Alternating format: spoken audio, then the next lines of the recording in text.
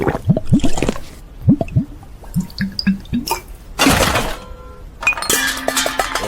not again. Hello, everybody. Look at us here talking, doing stuff. Hello. Hey, we're back. We're back to do another last orders right here. Oh, yeah. Welcome everyone who's seeing this recording. It was good to have you all with us on Open Bar not last night, a couple of nights ago now. Open Bar number 173. Just a little housekeeping for you guys. I'm going to put an announcement about this anyway up on the channel, but there won't be any Open Bar this week, which was going to be on, what would it be, Thursday the 12th. Because I am going to be away out of the country for a couple of days on a super secret mission. So we won't be doing Open Bar then, but we'll be back to normal the following week. So just so you know, so there's no big surprises and you're like, where's Drinker and Baller? I miss you guys. Oh. So I'm sure you'll survive. Yeah. Anyway, we have a bunch of super chats that are left over from the other night. We couldn't get through them all on the evening, so we're here to try and answer them right now for your pleasure. And we do want to give you guys pleasure in any way that we can. So let us know. Naturally. First up is the remaining member chats from the night. So there's 3 of them here. Baron von Tossington says, Hank Moody, quote, "It's true, I am kind of retarded, but I'm also kind of amazing." It's a good quote. I like that. Yeah. Axel's Abode says, just had Academy learn from all the real situations from the TV shows and films. So that's referring to Starfleet Academy. Yeah, I mean, you know, you'd think that they could do something like that and work a bit more, I don't know, believability into the characters and the world that they're trying to shape here. Or you could just make everyone retarded. I mean, whatever floats your boat, I suppose. Seems like the latter in their case. And Wayward Samurai says, what if casting himself as an actor was a money-saving strategy? Not paying some actor to do it, just do it yourself. That's from Markiplier. I mean, I think, I guess he believed strongly in the material and he wanted to, I guess, take a crack at it himself by playing the lead character. You know, I don't want to presume too much, but Iron Lung is what I would assume to be a good pick for like low variable, and if it goes catastrophically wrong, it wouldn't cause the end of the world in the same way that, say, adapting Lord of the Rings would. So it's like, you know, I'm sure he cared very much and he worked with the dev, but if everything went to shit, it'd be like, well, we gave it our best shot, and hopefully it didn't cause too many ripples by doing that. Yeah, true. I'd like to see him do more stuff, though, like things that are better known or whatever. And there's plenty of other video game adaptations out there just waiting to be done. Gunnar says, George Lucas just let the camera keep running. What was that a reference to again? I'm not sure what it would be. Cannon Folderall says, Drinker, strong work on the 1973 lineup. Also from this year, Last Tango in Paris and Soylent Green. Opinions on which vary from person to person. Cheers. I thought I mentioned Last Tango in Paris on the night, actually. I'm trying to remember. Maybe. Pretty sure it was on my list of, because I've still got the notes up here. Wasn't Last Tango in Paris the previous year? I think that's why. Yeah, because we were talking last time about 1972 and how there was a kind of preoccupation with sex in a lot of the movies. And Last Tango in Paris was quite infamous for that. So yeah, it didn't come up in my list of 1973 movies. I did have High Plains Drifter, Magnum Force, Day of the Jackal, Westworld, Enter the Dragon, The Sting, Live and Let Die, American Graffiti, and The Exorcist. So that was my main ones. But yeah, fair dues. How did I miss Soylent Green as well? Yeah. Oh, interesting. Snex says, we all know James Woods is the best Exorcist. That's from Scary Movie, isn't it? Was that the third one?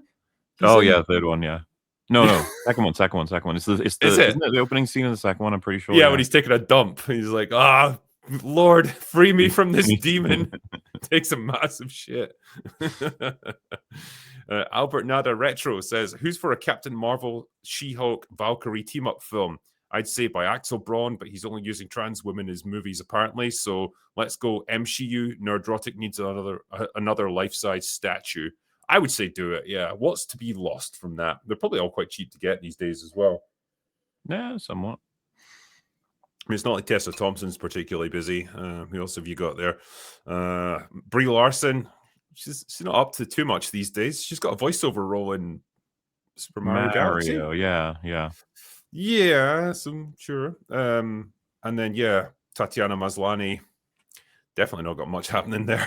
Well, she's in Starfleet Academy, so that shows you where her career's at, I guess. Oh boy. Yeah. Dunfor says The Exorcist was banned in the UK for years. Loved Tubular Bells soundtrack. My mum forbid us to ever watch it. I watched it for the first time in Australia. Shit. It was banned for a number of years actually because it breached the obscenities law or whatever crap we had going on at the time. I didn't watch it until I was like 16, 17. Yeah. I don't remember when I first saw that. Yeah. I think it just, it didn't have as much of an impact on like someone of my generation because like I wasn't around when it came out. And so I didn't get the shock value of it at the time. You were coming from like a much more innocent time. Whereas by the time I got around to watching it, like I'd seen all the gory like 80s splatter movies and stuff. And you were quite well versed in horror by that point. I just remember finding it just like really crude, like the crucifix scene and like all the all the stuff that's going on. But if you watch it then, as an adult with a bit more of a mature perspective and just think about the actual filmmaking that's going on and what it's showing you, it's a bit more impactful then. It definitely hits better. Derek says, as a South African, I feel obligated to apologize for Trevor Noah. Well, apology not accepted. Ridlin says, can you talk about the Exorcist prequels, the two different movies with the same cast? I can't because I haven't seen them. I think I have seen them, but The Exorcist is just not something I'm super passionate about, so I don't remember it very well. There's like a whole extended universe of Exorcist movies at this point, isn't there? Should be. There's so many demons out there. There is a lot to be slain, yeah. There was one, a couple of years ago, wasn't there? Like a new one. I think you're right. Didn't it have that infamous line about like how they didn't allow a woman to be present for the exorcism because of the patriarchy or something? Oh, that. While these two priests were fighting for literally their immortal souls. Sure. Fucking patriarchy. Yeah, I remember that. Unfortunately, I think that you might be right that was an Exorcist film. Sorry about that. They need Skeletor to defeat the toxic masculinity of exorcisms. I mean, it's fighting fire with fire there, isn't it? Because they've said cancel out. Yeah. I can't believe they're still running with that, man. Like at this point in 2026, saying, oh yeah, this guy's the embodiment of toxic masculinity. It's like, come on, man. Move the fuck on. Yeah. Talk about something else. Fuck's sake. Toxic skeletons. That's what you need to be talking about. I mean, yeah. Hostile Hippie, what are your top 5 metal bands? Mine are Parkway Drive, Imminence, Lorna Shore, Fit for a King, and Bullet for My Valentine. Also, shout out to Ailstorm. Fuck yeah. I'd probably throw Sabaton into that mix. Glory Hammer as well. I do quite like them. And what was the other one that I heard? The Who. That's like Mongolian metal, and until you've heard like Mongolian throat singing mixed with metal, you've never truly lived, Mahler. Oh, what makes you think I haven't? Maybe you have. Yeah. Wacky artists. I would throw in Rhapsody, Avantasia, Powerwolf. I really like Necro Goblin every once in a while. There's a couple, but some of the ones you mentioned, like Sabaton as well. And then a classic like Iron Maiden, But fair. Here and there, yeah, good stuff. Man's got to respect the classics. Oh, yeah. Baron von Tossington. I haven't heard anyone on the panel comment on Californication before. David Duchovny was the perfect casting for Hank Moody and makes it seem effortless, like Hank is an exaggeration of himself. What are your opinions of the show? I think I saw like one episode and it didn't really grab me, so I'm maybe Which not show the was that, person to judge it. Californication. Oh, I never saw that. Sorry, man. Bonesaw is ready, says, regarding Starfleet Academy, Dax shows up in episode 5. Why wasn't Dax involved with the diplomatic issues with the Klingons at all then? Because the show's retarded, obviously. I mean, that's really the only explanation I can give you. The show is just completely and utterly retarded, and so all of these questions can be answered by that one that one solution. Incognitus Jones says the original series and TNG question, Rob, do the members aboard all exist in the same 24-hour cycle, or do they split so half the crew is on a daytime cycle and the other half is on a nighttime cycle? That is a very good question. I like to imagine that there's like some dark shadow crew that does like the night shift that we never get to see in the show. Like they're all evil, or they could make a show about it called Lower Decks. They could indeed, yeah. I imagine. How do you think this works? Yeah, there's probably like periods of downtime where like not everyone is on the bridge at all times. Like there'll be times when obviously the captain's resting or whatever, and maybe the first officer takes over. But like if there's some kind of like major event or if they're on a specific mission, then okay, all the main players have to be on deck and ready to go, and that'll just be how they work it. So we often see them. In fact, there is times in various episodes where like there's only a couple of main characters on the bridge, right? And it's just like a routine cruise or whatever they're on. And the other people are away doing recreation or resting or whatever. And then they all rush to the bridge when something happens. So yeah, I can see that there's a structure to it, pretty workable. Mm-hmm. Captain Bucky O'Hare says, as a TNG guy who checked out years ago, which Kurtzman Trek show was worse? Discovery, Lower Decks, Section 31, Picard, or Starfleet Academy? Okay. This is a tough one for you. Yeah. It's between Section 31 and Starfleet Academy, I think.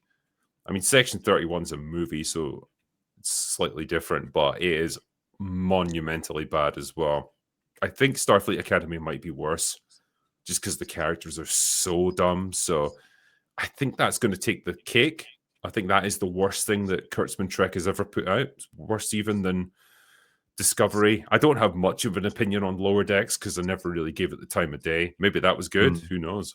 People seem to say mixed things about it. I don't know if you ever heard anything about it, Muller. No, I don't even think I've really heard much. Like, I just know that people are not happy with it because it's got the Rick and Morty animation, which everyone feels is infecting everything. Yeah, that's fair.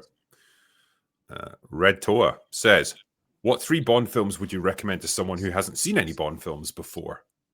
Ooh. So basically, you don't want to watch any of the Daniel Craig ones then because they've got continuity between them. You want the standalone Bond movies from the older periods. And I think then it's just going to come down to our personal favorite Bond movies. Yeah, I'm just going to gravitate towards what I think are the best ones. Like, maybe it is fair to start with Dr. No as your sort of intro, but then I'd probably move to Goldfinger. I just like Goldfinger so much. Goldfinger is like the epitome of Bond. I think it was probably the best of the Connery Bonds as well. Like if you watch Dr. No now, it's kind of rough. Like you could tell they had a limited budget, and yeah, Connery hadn't really figured his performance out yet. I really do think as well. I know it sounds weird because you stick to the old eras, right? But like GoldenEye is such a fucking great reintroduction to Bond. Oh, 100%. I'd watch that, yeah. And you don't need to have seen the previous ones, really, because the intro sets up like he's a Cold War agent and all that, and how do you move on from it? So GoldenEye for sure. Such a fucking shame, man. Bond is I don't feel hopeful about Bond getting fixed anytime soon. He's about as likely to be fixed as fucking Superman is right now. Yeah. I don't think Villeneuve's the guy to do a Bond movie either. Fucking hell. He needs help. Visually, he can do some stuff, but like, God, he needs the right writer. He needs a good writer, and he needs a sense of pace and urgency, and like Bond doesn't lend itself to slow, methodical shots of landscapes that are very. And I'm not trying to shit on him. I like a lot of his movies. I'm just saying it doesn't seem like the right fit. Maybe he'll prove us wrong. Maybe. Sure, maybe there's a high-paced, kinetic director in there just bursting to get out, but. Yeah, my picks would probably be GoldenEye, Goldfinger, and let's say The Spy Who Loved Roger Me Moore one for a bit of Roger Moore. Yeah, I think that would be my top picks. That'll give you a good flavor of Bond through the different eras. Wes the Sports Guy says, in memory of my dad who passed away last April, he scared 5-year-old me during Ghostbusters library ghost scene. He yelled and grabbed me, and I ran terrified. Watched it later alone. Your panel's movie panel. Passion revives our shared love for film and TV. Thanks, Drinker and Crew. I think I remember seeing that one on the night, but it's such a nice, wholesome super chat. I do like it. Film Schooled says Starfleet Academy isn't just bad Star Trek, it's bad television. Agree 100%. Albert Nada Retro. Picard taught Crusher to be a snitch, and now Will Wheaton is a bitch. His wife never has to worry about him leaving the seat up. I mean, Will Wheaton does seem like kind of a prick in real life, so sure. Richard Shaft. Klingon doctors will hand you a stage 4 cancer diagnosis and a knife for ritual combat. True. Kenan Falderall. I've seen things Trekkies wouldn't believe. Com badges swallowed. Speeches misquoted. Pansy Klingons. When Star Trek Academy is on... Sorry. When STA is on, fans are gone as tears in the rain. It's beautiful. It's poignant. It's tragic. And it's 100% true. Mm-hmm. Albert Nada Retro. Klingons, honor, no. What propaganda have you been smoking? Somebody needs to watch A Day of the Dove and Star Trek 3 again. I mean, yeah, they they have selective honor, okay? And I don't know how canonical you want to get with the Klingons, and like especially when it's like the original series, because those are very different Klingons from the ones you got later. Yeah, I remember you explaining that. It's interesting. Noir says the Romulan version of flipping the bird is the Vulcan hand sign, but showing the back of the hand. I hope that's true. Bobo Yogi, would Lucille Ball support new Star Trek? Nope. I mean, probably not, no. Albert Nada Retro, adults more sensible than kids. What propaganda have you been critically drinking, sir? Adults are numbskulls. I mean, yeah, the kids are even worse. The first shuttle was called Enterprise because of a letter writing campaign by fans of the show. I do remember the first space shuttle was called Enterprise, yeah. And it's very cool. It wasn't actually a proper space shuttle. It was just like a flight testing model. Basically, it wasn't designed to go into space, but cool nonetheless. Silver Hedgie.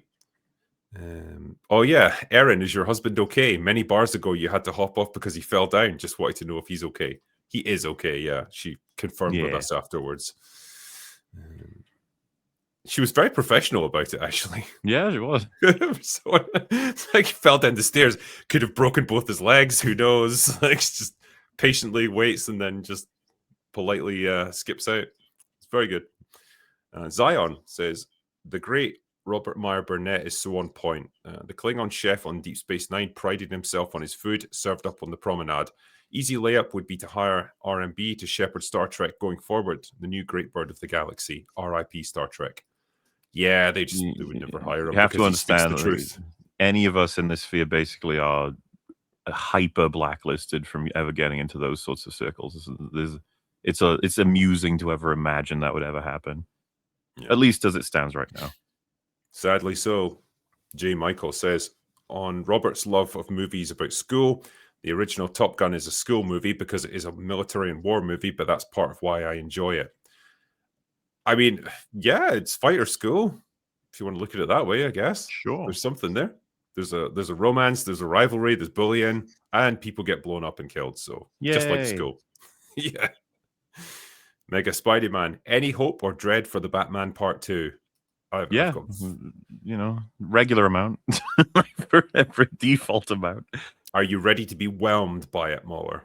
I would love for it to be awesome. It's just the who knows what we're gonna get. Who knows? We're in a weird place. Like there's a big old fight happening over Batman between James Gunn and Matt Reeves behind the scenes. So please don't let James Gunn get Batman. That's the thing, man. It's like, so I'm very much like, I'm really hoping this movie does well and is good, but the Batman, as much as I like it, it has problems. And I can't wait to see another film in that universe visually. I hope we can get some really awesome performances out of people again and do a really interesting take on is Harvey Two-Face is like going to be the villain, right? Or at least is that, I don't know if that's confirmed and stuff, but and Sebastian Stan's gonna be in it. He at his best is a fantastic actor when he gives a shit. So I'm hoping that'll be the case. And yeah, like if Matt Reeves has spent a long time thinking about how he's gonna do this, like it's got everything to make a great movie, but who can say? Who knows? He's definitely spent a long time thinking about it because it was 4 years ago now that the Batman came out. Yeah. I mean, it's quite a long time, Memories start to fade at a certain point and interest starts to wane. Well, I know of a guy who spent 10 years on a script that turned out not so wonderful. So, maybe the longer you spend, it actually ends up getting worse. And that's coming from me. No idea who you're referring to there. Robot Doos. The writers don't even know that Romulans didn't use dilithium. Pretty sure there are others, so they would have conquered the Federation during the burn. Yeah, but just don't think about it, okay? Just consume your product. Jay Fraser. Hi, gents. I recommend The Ninth Configuration, a spin off of The Exorcist written and directed by the original novelist, William Peter Blatty. Why do I feel like I've seen that? The Ninth Configuration. See who was in Sounds it. familiar to me as well. I don't know enough about The Exorcist, like lore, but meta lore. Right, who was in Stacy Keach, Scott Wilson, Jason Miller, Ed Ed Flanders. Yeah. Maybe I'm thinking of something else. Yeah. Okay, cool. It's there anyway. Nathan Cassidy. The whole plot of the show is a good man goes to apply for a high-paying job in one of the most cutthroat environments ever, and I love it. We're talking about Night of the Seven Kingdoms? It sounds like it, yeah. Yeah. Is it high-paying, though? Do you really get Well, paid for being a knight? if he can achieve winning the tournament, it would be very beneficial for him. But that's that's what I love about the show. That was already really strong stakes and dramatism, like to be able to win the tourney like entirely. That's tough. But now we've moved into something entirely different and even scarier. Yeah. Captain Bucky O'Hare. The DCU should stop. Reeves' Batman universe could grow into something good over the next decade despite humble beginnings. They should avoid folding it into the DCU. I never want to see DCU Luthor interact with Reeves' Penguin. Fuck no, dude. Could you imagine? I mean, could you even imagine a Batman movie directed by James Gunn? How fucking horrendous that would be. Yeah, I don't want it. I don't want it. No. 227 says, Rob Muller Drinker, beyond better writing, how would you fix Star Trek and Doctor Who? Also, Rob, as a Trekkie, what are your thoughts on Doctor Who? So, yeah, we don't know about that one. But, yeah, I mean, fix Star Trek? Christ. Beyond the writing as well. I'm like, that's like the main thing. We've said before, I don't even mind if the special effects and the sets are crap if the writing is top notch. You go back to that, it'd be fine. The funny thing is the premise of this isn't the problem, right? Because what they have done is taken it beyond the TNG era and stuff, and like they've essentially freed their hand from like canon or not canon, sorry, but like the continuity and not having to like work around concurrent events because they're now beyond it. So they've got free reign to do what they want. So that is kind of what you want with Star Trek now in terms of like a new show is progression. Rather than doing another prequel that fucks up the timeline of the main series and all that stuff. You want to get away from that. So that, fine.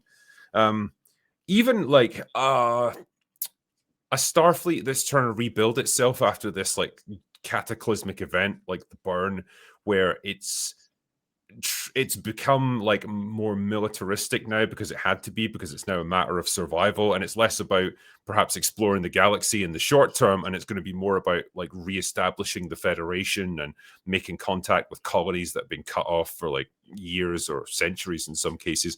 All of that can work. That's an interesting premise, but it has to be done on a serious basis. It can't be this goofy high school comedy with like quirky actors and like jokes and shit like that. It has to be a serious thing. And fundamentally, I would get back to that feeling of these people are the best of the best. They take their role seriously, and they're smart people who are committed to doing a good job. And don't make fun of Star Trek. Like, take it seriously. Like, this sounds like a really obvious thing, but that's where this show goes the most wrong. It's very emotional core is wrong. We've talked about it before, but we're in a seriously bad era for insincerity and like an immediate reaction of ew, cringe, if anyone is being honest about how they feel, which is another reason why Night of the Seven Kingdoms feels pretty fresh, because most of the characters in the universe are like, oh yeah, you want to be a good knight who gets blah blah blah, and then they're like, oh wait, you do? Oh shit. Yeah. Like, okay. This is, and you can sense it like in the DNA of the show. It's like it means it. Whereas, like, compare that to the fucking Superman movie, where it's like, oh, what if being good is the new punk rock or whatever? Ugh. And like, but then it's so fuck it. It's cringe, but it's also lying to you because the whole movie is about mocking Superman and what he stands for, and just like nothing's allowed to be sincere even for a moment because it's got to be all goofy humor. It's like, yeah, fuck off. We can smell your insincerity a mile off, James Gunn. That's why your movie tanked. I feel like you can see it as well, like in people's appreciation of it. It's not even finished. There's 2 episodes left, and people are going nuts over what the themes of the show is about. Yeah. Superman, on the other hand, it felt like really forced to be like, kindness is the punk rock of the new generation. He's like, please stop. Sit down. Please just stop. As for how it fixed Doctor Who, I've fucking no idea. That show's cooked, man, beyond belief. I don't think it can be fixed at this point. James Busher says, just saw Shelter, one of the most enjoyable action films I've seen in years. Proper thriller minute, all-out classic Statham, a big recommend. There you go. Jason Statham still killing it, huh? Hell yeah. Doing what he does best, being bald. Deval says, Andor had so much world building, like the shop on Coruscant, the small scene, but there's a lot in it. The show itself builds up from a very small incident. Yes, it does. Mm-hmm. Albert Nada, remember Star Trek 6? They conspired with us to kill their own chancellor. How trustworthy can they be? Their honor is a lie. Don't trust them. Don't believe them, etc. Yes. Well, I think that what they were suggesting there is there's factions within the Klingon Empire that were willing to compromise their honor, but maybe they don't represent the species as a whole. That's why they themselves ended up getting rumbled and presumably punished a great deal for what they did. What's the next one? Scabby King says, Freddy Got Fingered is a masterpiece. Hollywood forced Tom Green to make a Tom Green movie. It was pure cinema. Now he lives on a farm. R.I.P. Rip Torn. Wow, we ran the gamut of things to talk about there. It's like, what's the Rip Torn reference at the end? Just happened to pop into my head at that moment. Fuck it. Was Rip Torn in Freddy Got Fingered? I want to say yes. Oh, good point. Actually, yeah. Hold on. Yeah, it's like I'm in the same position. It's like it's not really a film that I saw it once. Revisit. Yes, he was. Okay, that makes a lot more sense now. Alrighty. Holy fuck, Tom Green looks old now. Well, don't we all? What age will he be? Yeah, he was massive for a while, and then just like he vanished. Yeah, he's 54 now. Well. Yeah. If he does live on a farm, though, that's kind of cool. Yeah, that's a good ending. You can make a documentary series about that. You could indeed. Jordan Alvarado says, Night of the Seven Kingdoms reminds me of Fargate Season 3. I can see it, yeah. That's kind of fair. Mr. Tickle Trunk, RMB is the DVD guy, for fuck's sake. Hire him, you hacks. Yeah. Okay. Archer Merchant, a Star Trek fan, said Klingons have lots of pride, and the Starfleet Academy writers said, oh, they love pride. It's a lovely march. Foolish writers. Yeah, they made the wrong connection there.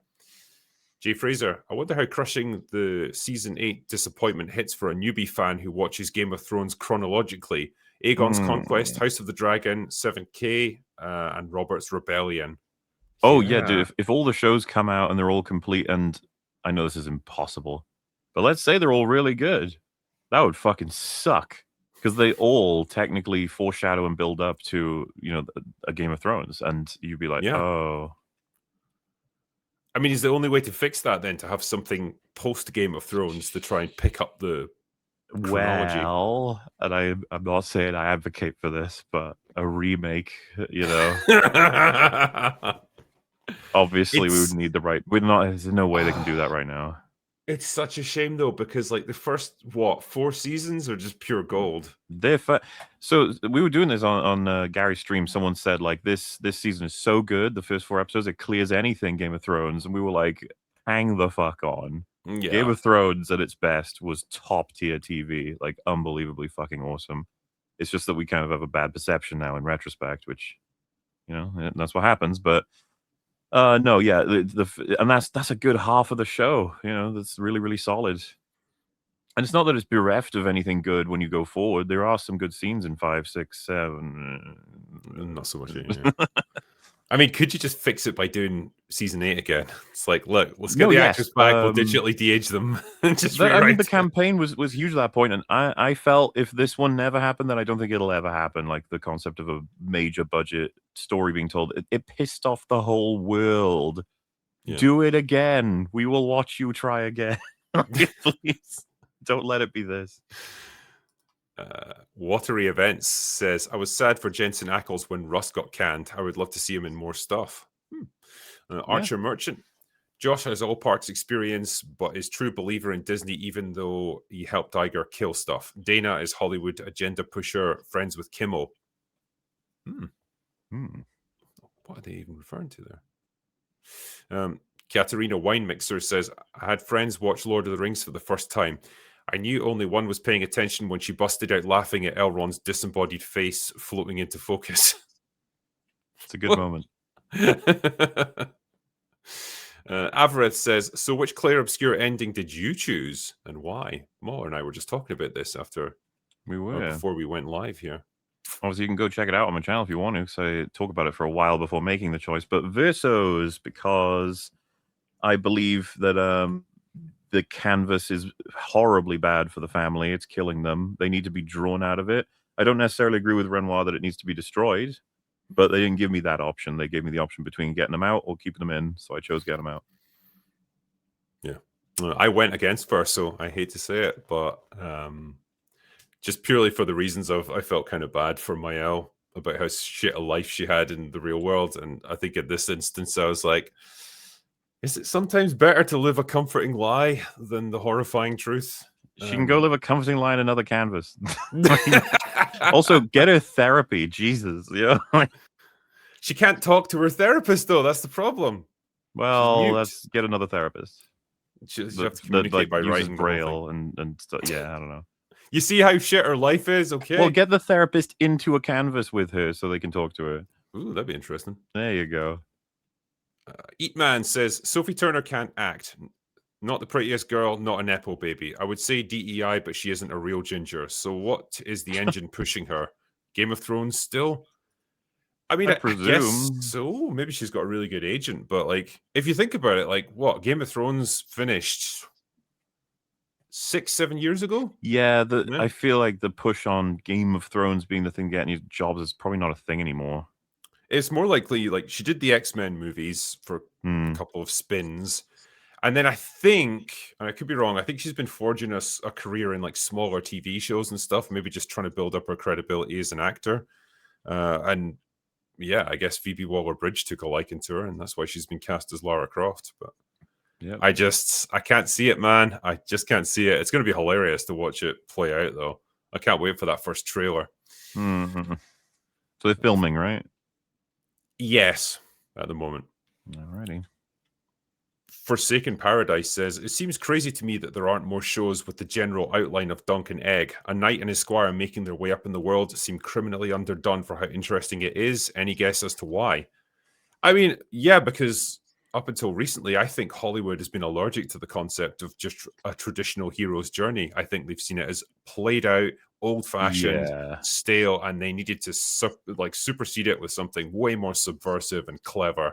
And it turns out after about 10 years of trying that it just doesn't work and people don't resonate with it. Yeah, if you pitched it to them, they'd be like, boring. But the reason why this has gotten through, I think, is because it's like, well, it's the guy who wrote Game of Thrones. People love these books, like, and we can adapt them, and there's passion behind it. It's like, let's give it the old shot. But I do think that when it all is said and done, in retrospect, it'd be like, this was obvious. And it's like, well, yeah, kind of. Yeah.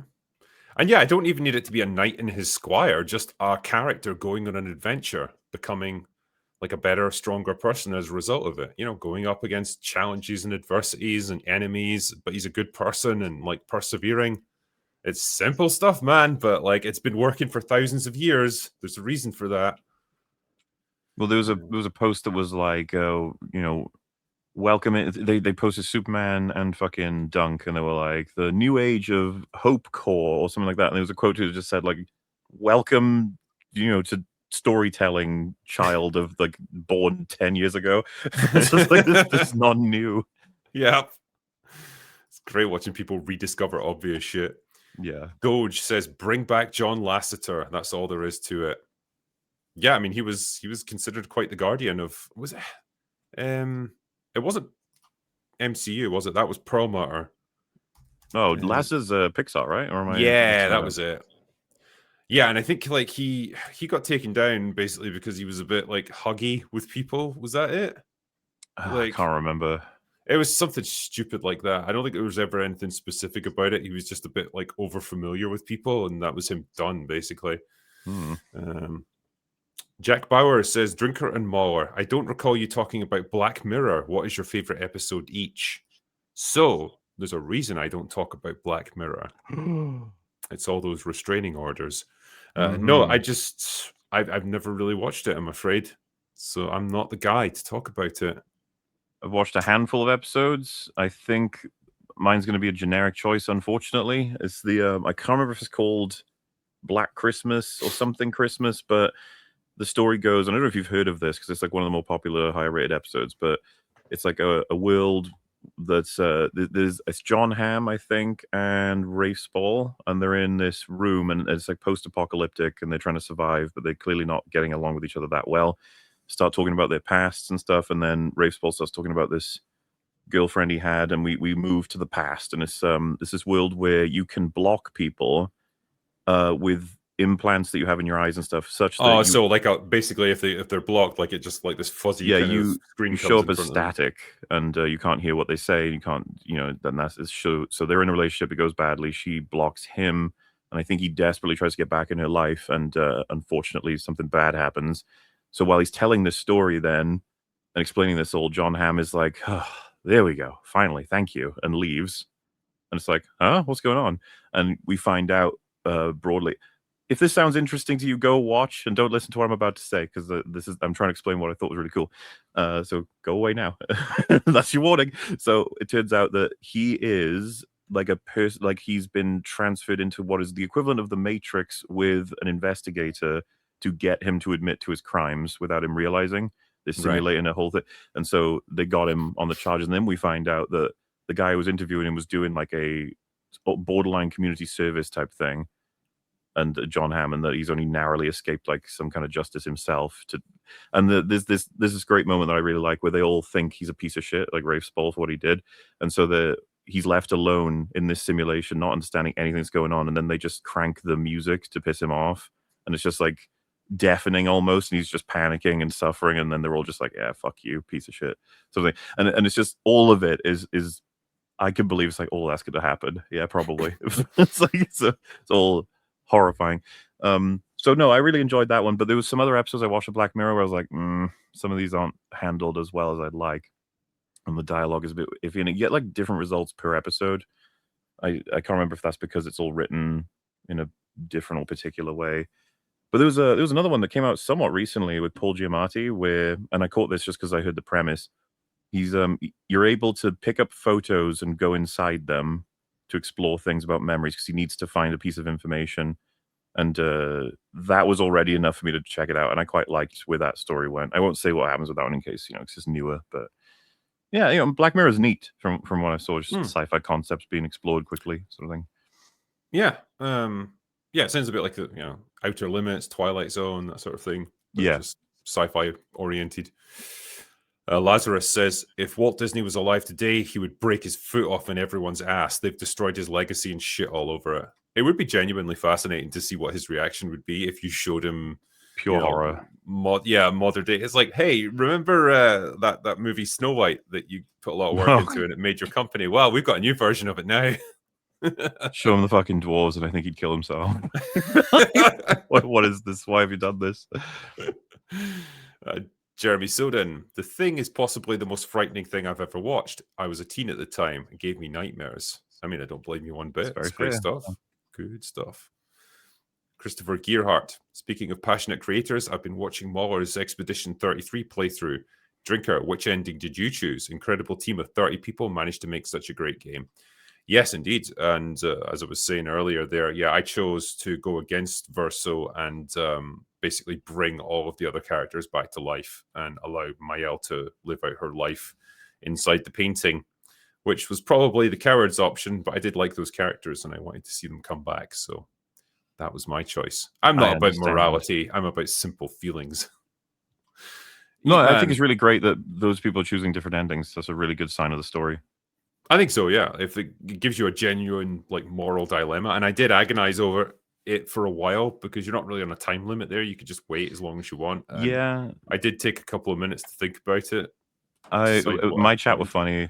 I've done it before because other games have done this. Soma being a big one, but like I was like, I already know my answer, but I'll explain in great detail why I'm going to be making it. Like I knew it as they were presenting the option. I was like, yeah. I feel really fucking bad for Renoir. I thought he was Andy Serkis did such a good job in that game. Yes, it was great stuff. Eatman says, any directors with enough clout to replace trailers with short original prologue teasers made from footage not in the film. Would you prefer that? No, I wouldn't. I don't think so. It's an odd choice. Kal-El says, this is a Sony versus Nintendo in the 90s moment. It proves the big dog is vulnerable. I mean, it's going to take more than just one successful indie movie like this to put a dent in it. But my premise the other night was that this opens the door for many more creators to do the same thing. For And it's sure, going to be the cumulative effect. This is like the little snowball that starts the avalanche.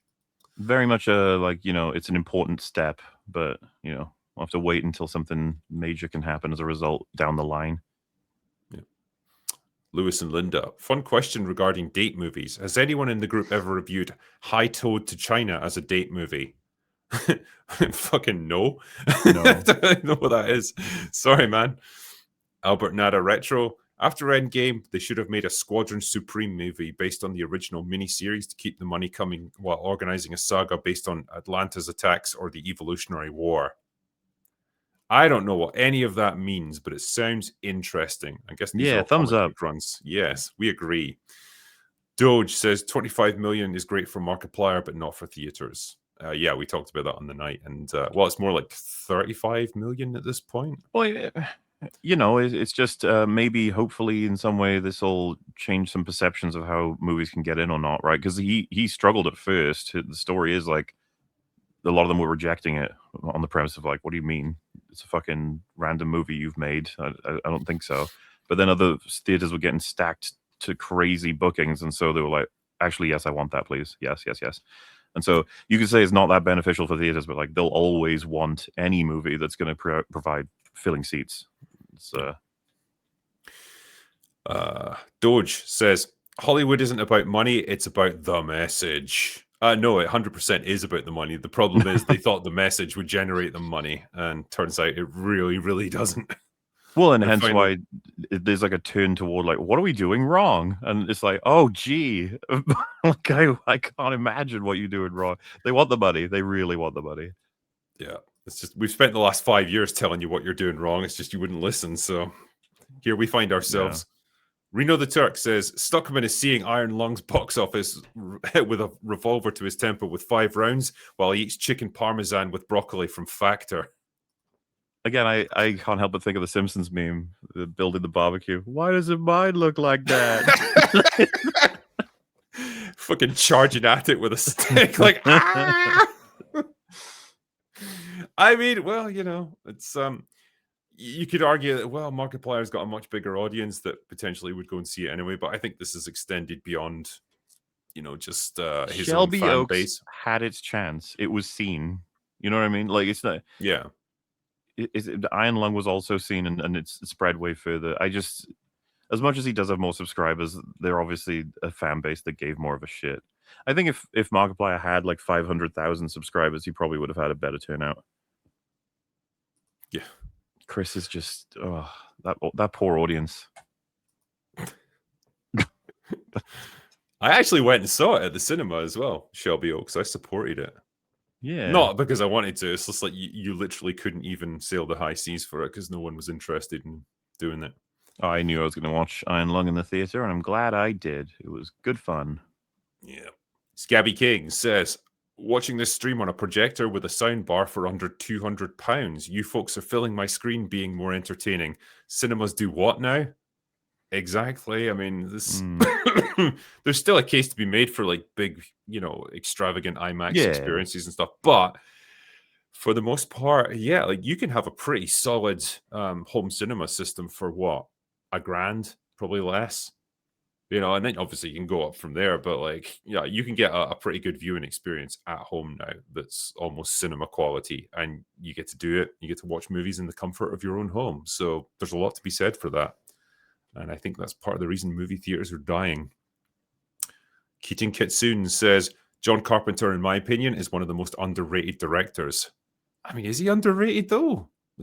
People seem Yeah, to it have a pretty depends, I high guess, on opinion what of him. circles we're talking about. Because, like, I don't know, he's regarded real high by our selection of people we talk to and us. Yeah. Keaton Kitsune also says, after Fallout Season 1, I had no desire to see Season 2. Seeing as how they absolutely wrecked the story and themes of Fallout 1, I had to protect myself from seeing their destruction of New Vegas. It's probably for the best. Like, that season was a bit of a time waster. There was a lot of just busy work. There was a I lot of suppose that wandering around doing that nothing. explains the turnaround then, huh? Like, they sort of just were like, just make it, just get it done. I think so, but you'd like to think if they did Season 1, they would have planned ahead for Season 2 and they would have had a good story to continue. It's like, no, they didn't really. Yeah. Garfield's Bizarre Adventure. Just play Fallout New Vegas instead. Far superior writing. Arcade and Veronica alone are much better characters. I'm not going to disagree with you. Mm-hmm.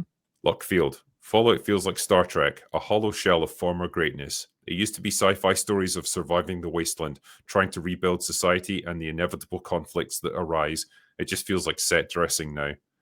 It just feels dumb. It just feels like it's a comedy, and it's not meant to be. Like Fallout definitely has humor in it, but it's black humor, and it's mostly centered around the hopelessness of the situation in the wasteland stuff. Now it's just like everyone's a retard, they're comically stupid, and you're just supposed to laugh at them. And it's like, well, I feel like you're missing the point here. Yeah. Fairwood Studios. Hey, I'd love to hear your thoughts on my new short sports film trailer, or to even check it out. Our budget was $200, and that is it. Well, I'll need to have a look at that then. Fairwood Studios. Look that up. Acid Hot Pocket says the only worthwhile part of Season 2 was the science experiment scenes with Kyle MacLachlan just because he's having fun with it. It's as trash as Season 1. I mean, I would say the only good scenes were probably the flashbacks with Cooper. That's just because Walton Goggins is carrying the fucking show on his shoulders. Doge says, theaters are struggling. I thought you knew this. We do. Very much. Yeah, we talk about it a lot. Ethereal. Fallout did the same ending as House of the Dragon Season 2. Someone check out the Pendragon Cycle, the Daily Wire show. Cheap bits, but the book story seems interesting on screen. Lots of dipping into Roman, Welsh, and British history. There you go. Yeah, because it's about Knights of the Round Table and Camelot and all that stuff. So that's Welsh, isn't it? I will. Xavier Hart says, I could see the I told you so in your eyes, Mauler. Must be talking about Fallout. I mean, you didn't seem that hyped about Season 2 anyway. Nah, I had a feeling. I mean, I was a Season 1 defender for a while, so, I was hoping for something, but guess not. Snacks. You should all play Code Violet, basically Resident Evil with dinosaurs if it was made by a bunch of glue sniffers. I mean, you're selling it to us now, man. Sounds great. Luckfield. The Road Warrior was a huge inspiration for Fallout New Vegas. I wish the show felt anything like that kind of story. Would have been nice. Keaton Kitsune. China nuked first in Fallout. Vault-Tec didn't end the world to corner the market. It's explicitly told to the player in Fallout 2 because of the USA's invasion of China in retaliation for Alaska. Yeah, I think they're implying in this one that it's not Vault-Tec either. It's like the Enclave who funded Vault-Tec and infiltrated them and then triggered the war. I will say brain cells die whenever I think about that whole, what's best for capitalism is at the end of the world or whatever fucking line it was. Like, Jesus. We can dominate the economy if there is none, because we're all that's left. You're bad at being evil. Yeah. Reno the Turk. When the panel says they like Fallout Season 1, I can picture Mauler swelling like one of the bad guys in Big Trouble in Little China and exploding into salad. Ah! We welcome all opinions here. Return of the Palps. Fallout has convinced me Halo just needed Chief to keep his helmet on and say lines from the game, and it would have been praised to high heaven. Correct. Dude, the fucking Halo, like, the Reach episode was praised. It's awful. Did you see Season 2? I don't remember. I never watched it, and that didn't give a shit. They did an episode where, Fall of Reach and stuff, and it's just loads of action. People are like, this one was good. And it's like, fucking hell, guys. Darty says, imagine if Fallout TV show was written and directed by Taylor Sheridan. Season 1 was dumb but enjoyable, but Season 2 and Todd stomped on still popular Fallout New Vegas too much. Pretty much, yeah. I don't know if Taylor Sheridan's your guy to do something like Fallout, but it would be a good challenge for him. I don't know. Yeah, maybe. Carl Rancier. I've shit my pants yesterday just for the sake of nostalgia, like when I was a child. Memories. P.S. Are you hyped for Cavill's 40k cinematic universe? I mean, yeah, we went on quite the gamut there. Yeah, I am. I just wish it would get a fucking move on. Like, how many years has that been in development now? It just feels like forever. They announced things way too early at this point, man. Yeah, there's a test of hype or whatever, but it's like, yeah, but you're going to lose it by, taking for ages. Yeah. I think it's going to be pretty studious to the lore, but then it's going to come down to, like, budget to some degree. Like, that is a hell of a world to try and represent on screen, and you're going to need a hell of a budget to properly do it justice. And then, yeah, you've got all the fact that you're literally playing as a space fascists out to destroy everything in the galaxy. So, it's a tough sell necessarily for modern audiences. We'll see if it lands. Hopefully they do it justice, though. Benjamin Rue says, thoughts on the new God of War live action? Think it could be good. It could be. The casting's good. The casting is good, but like we're still in the realm of the guy who fucking is making it, or unless they switched directors now, right? Yeah, I think they have. I can't remember if the guy who was making it or is making it said the thing about like you can't even use a controller like to play video games. So it's just like, man, why are we still in the realm of, I'm not even going to see anything about the game. I wouldn't want that to affect my adaptation. I feel like we managed to get over that fucking hump with comics now, where they performatively post pictures of themselves with the comic being like, see, we care. It's like, do you mind even pretending to do that with games? Maybe. Yeah. Intent Matters says, Mauler, you should watch Reaper's review of Fallout Season 2. I'd given up on Fallout a long time ago, but watching his review is cathartic. I'm sure it is, but I've like avoided it entirely. I don't want to know anything, I'm just like, leave me alone. I mean, he goes in hard on it, I'll say that much. He knows his Fallout lore as well. OMG Puppies. Fallout 4 is a masterpiece game. Good quests, huge amount of content, settlement building. I once made a 4-bit multiplier out of logic gates in the game. Don't ask me why. Okay. We won't, but yeah, I mean, in terms of like just the world to explore and stuff, I had a lot of fun with Fallout 4. I know a lot of people seem to hate the story of it. Fair enough. I never had as much of an issue with it as some people did. What now, sorry? Fallout 4. Oh, I never played it, yeah. Did you play 3? Yes, thoroughly. You enjoyed it then? I liked it. I'm not sure what I would say in retrospect. I probably need to replay it before I could speak to its quality for either writing or mechanics. It was just a fun experience, I guess. What put you off 4 then? Why didn't you play it? I never cared for Fallout that much. I played 3 when it came out through friends' recommendations, had fun with it, but I sort of just didn't have passion for Fallout generally. Okay. No, that's fine. Matt Kindig says, Robot Head is trigger warning showing tonight. I believe it did, yes. Yes. Sean L. Drinker, have you watched Genndy Tartakovsky's Primal? And if so, what are your thoughts? Haven't seen it, I'm afraid, no. I have not watched recommended that. A bunch, though. Yeah, a lot of people want me to watch it. Jay Fraser, only fan of Fallout that I know is the Angry Badger, who's also a fan of the video games. Drinker, invite Nutsa to the bar. Mauler, get her a fake ID. Nutsa. I think she's old enough. She's somewhat regular on EFAP. Oh, okay. What is she into in terms of like pop culture and all that? The main thing she's known to cover is Star Wars, but she kind of likes all stuff. Big fan of Alright. animation as well. Well, perhaps we'll bring her on then if she's up for it. Hmm. David Freeman, where can one watch Fargate? My Google foo is weak.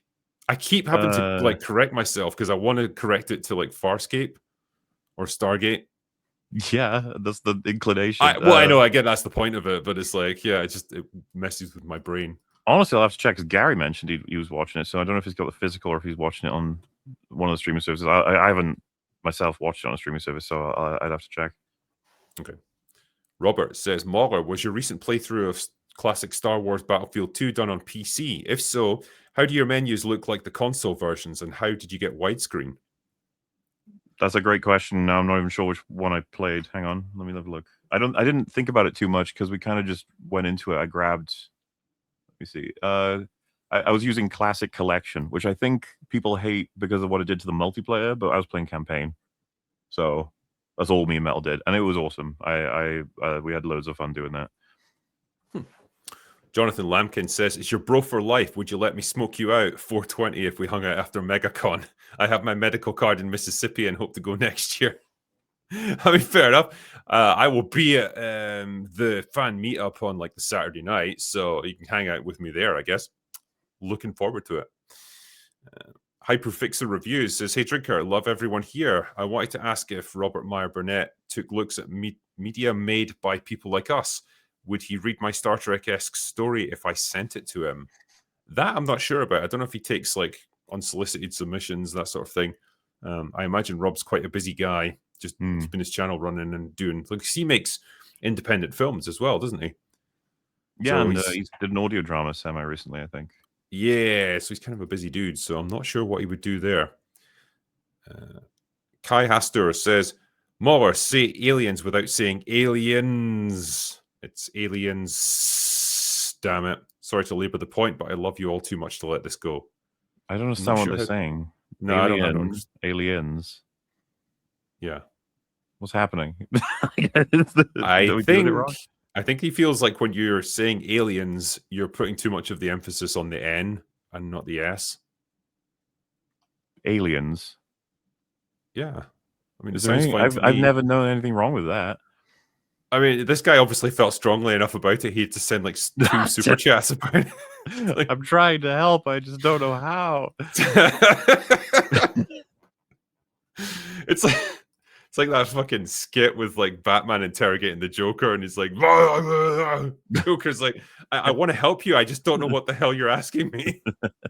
He just starts beating the shit out of him. Lars Fillmore, Mauler, Drinker, gang, any of you seen a show called Pioneer One? It was crowdfunded circa 2010. I backed it after the only first episode was out because of the intriguing plot. Only one season of 6 episodes. Each of them was about 45 minutes. I've heard of Pioneer One. I never watched it, though. I have not heard of it. Sorry, mate. Payne Cabal says, Denis Villeneuve is underrated. Debate me. I wouldn't say he's correctly rated, isn't he? Yeah, like loads of people really, really like his stuff, but a lot of people do accept that he's got some drawbacks. He has a style, and that style fits very well with certain movies, like Dune, for example. Doesn't fit so well with other ones, like Bond, for example. And Sean L. Drinker, have you seen Primal? Why is everyone obsessed with that fucking show, man? Hey, man. No, I haven't seen Primal, I'm afraid. We'll have to check it out at some point. Next, I'm going to get asked about, have you seen Mr. In Between? I've heard it's really good. Until we eventually get asked, have you seen Star Wars? Yeah, like, it's going to get to that point, man. That right there, though, was the last super chat on the list there. So thank you guys for sending us all of those lovely supers. Great questions, and we've enjoyed trying to answer them for you. Just as I said at the beginning, we're not going to be doing open bar this week because I'm going to be away, but normal service will resume the week after. So I'm sure Mauler will have some kind of stream going on Thursday night on his channel. So go check that out instead. My plan for a few hours is to play something called Mugenics. Have you heard of this, Drinker? Have you heard what this game is? No, I haven't. So the idea is you get a little house and stray cats will turn up and they'll all have randomized names and randomized stats. So, you know, like strength, stamina, whatever have you. They're all different. And they'll have different passive. For example, like once per turn, this cat will poop and the poop will do damage to enemies. Whatever. So you have to pick 4, go on little quests and fight enemy rats or whatever have you in an alleyway. I think is the first major level, and then you come back and they're all veteran rats now. They've been through an adventure, and you put them into particular places and you try to have them mate so that they create the next generation that have a mixture of the stats of the ones you built up of the previous. And then you take them into a fight and you keep building up the generations better and better and better while stray cats come in, and your retired ones get sent to friends who look after them and then give you stuff in exchange to level up your house, level up your everything else. So that premise, I was just like, I'm sold, dude. That sounds like fun. The moment you mentioned eugenics, I'm sure Movie Bob's ears perked up at that one. Eugenics, you say? Cat eugenics, we're fine. Yeah. No funny mustache man happening here. Yeah. Well, enjoy that anyway. But right now, that's all we got for today. So go away now. Bye.